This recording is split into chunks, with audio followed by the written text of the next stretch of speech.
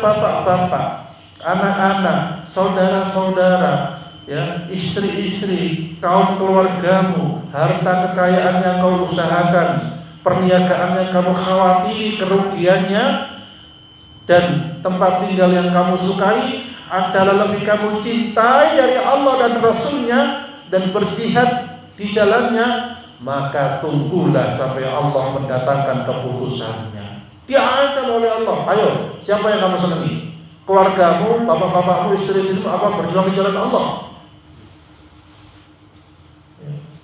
Dan dikatakan dalam akhir ayat, dan Allah tidak memberi petunjuk pada orang-orang yang fasik. Bayangkan, orang yang lebih mengutamakan selain Allah disebut orang yang fasik. Ternyata Allah,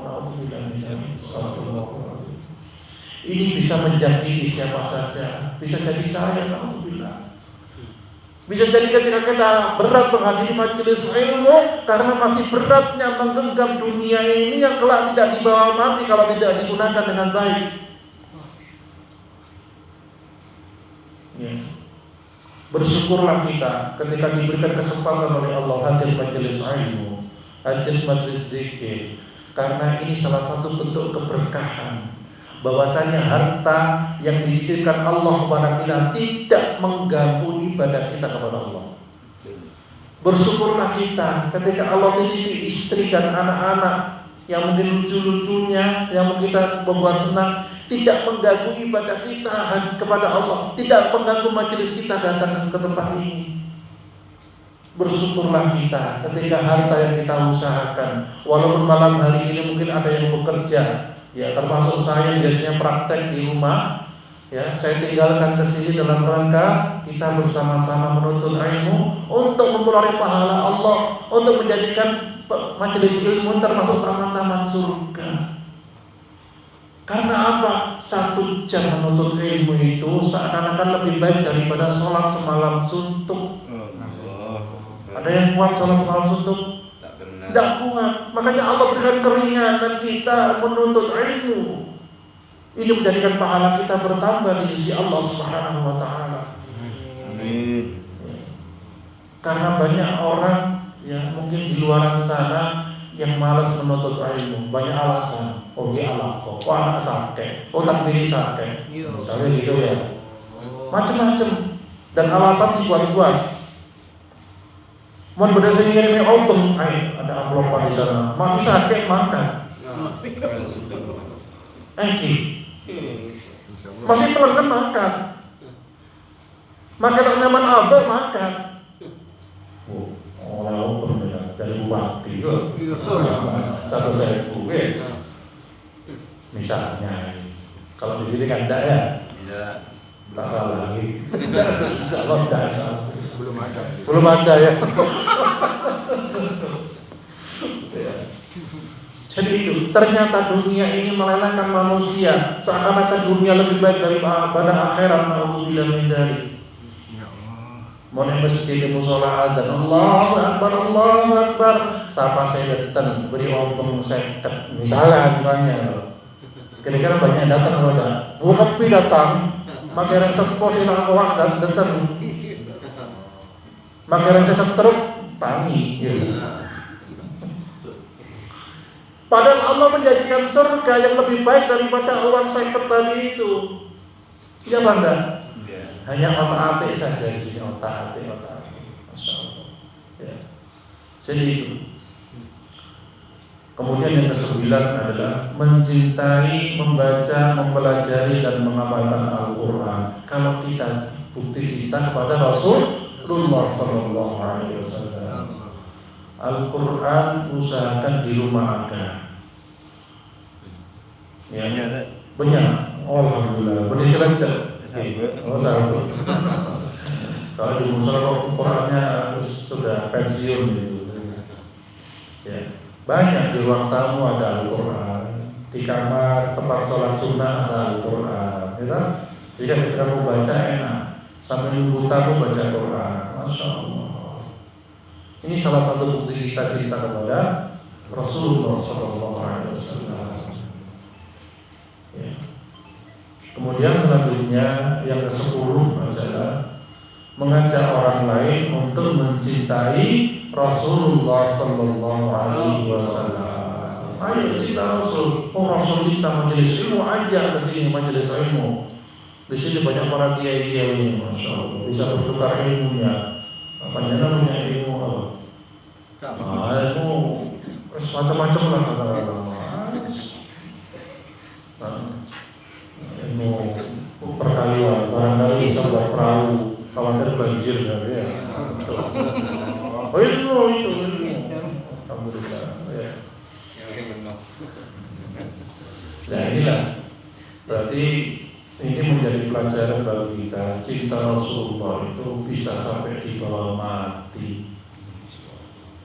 Ya, cinta Rasulullah itu bisa diperjuangkan, ya, dibawa mati dengan kalimat asyhadu an la ilaha illallah wa asyhadu anna Muhammadar Rasulullah.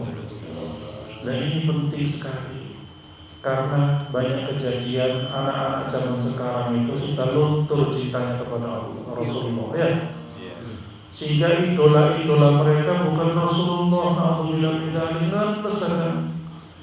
Idola-idola mereka itu kadang ya drakor, drama Korea. Makin orang yang ganteng ya. Tapi yang memberi Muslim masuk neraka. Betul. Ya enggak? Cobalah kamu cinta idolamu sama si A dari orang Korea. Ganteng luar biasa. Ingat dia siapa? Non Muslim. Non Muslim tempatnya di mana? Kafir tempatnya di mana? Neraka. Innal ladzina kafaru bi ayatina sawfa nuslihim nar. Sesungguhnya orang-orang yang kafir itu kelak tempat tinggalnya di neraka. Kullama nadijat juluduhum badalnahum juludan ghairaha liyadhuqul adzab. Innallaha kana azizan hakima. Dan setiap kali kulit mereka terkelupas di neraka diganti dengan yang baru. Terkelupas lagi ganti yang baru lagi. Ya. Liyadhuqul adzab, untuk merasakan azab. Itu kayak kamu cintai, itu kayak kamu idolakan wahai anak-anakku. Ya pada, sedangkan manusia kelak akan dibangkitkan bersama idolanya, bersama yang disenanginya. Makanya kita memperbanyak orang soleh kumpul di sini agar antara satu dengan kita saling menjadi saksi kelak di yaumul akhir. Panjenengan pernah nonton saya ketika saya belum ada di surga, tarik cari saya. Insyaallah. Oh iya betul, karena awal kita nggak tahu. Panjenengan lebih ikhlas, lebih masya Allah. Saling mencari, mana saudara? Oh mereka tarik, mana teman saya tarik. Semakin banyak nanti akan dikumpulkan di padang mahsyar bersof-sof sesuai dengan amal perbuatan yang majelis ilmu kumpulkan. Ada penaungannya, teduh, tenang. Ya. Yang para penjudi ahli maksiat naudzubillah ditumpuk di situ. Makanya wong kang soleh kumpulono, bahasa Jawa nanti ya. Orang yang soleh kumpul, disuruh kumpul supaya saling senyetrum. Hati kita itu ruhama bainahum, kasih sayang. Taruh mukaan sujada, ya ada bekas sujud di wajahnya. Kenapa dikatakan bekas sujud? Ini lebih lama sujudnya. Ternyata di sini tuh titik bekamnya itu bisa puncaknya stres ada di sini. Kalau sujud yang lama, kalau stresnya banyak gitu ya. Tapi bukan berarti orang yang sudah hitam sini itu stres, enggak. Ya, tapi itu sujudnya diperlama supaya aliran darah kita lebih lancar.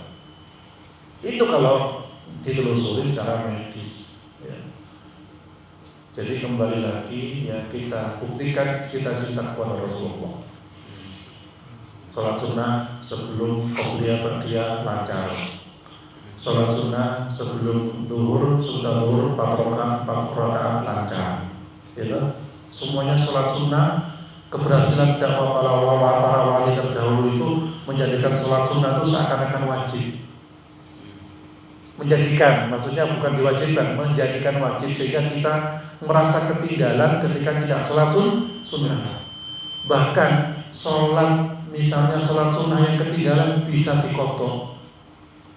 Misalnya sholat 2 rakaat sunnah sebelum sholat subuh ya misalnya, kita ketinggalan, bisa dipotong, diganti langsung sholat sunnah setelah sholat subuh atau ketika menunggu terbit matahari.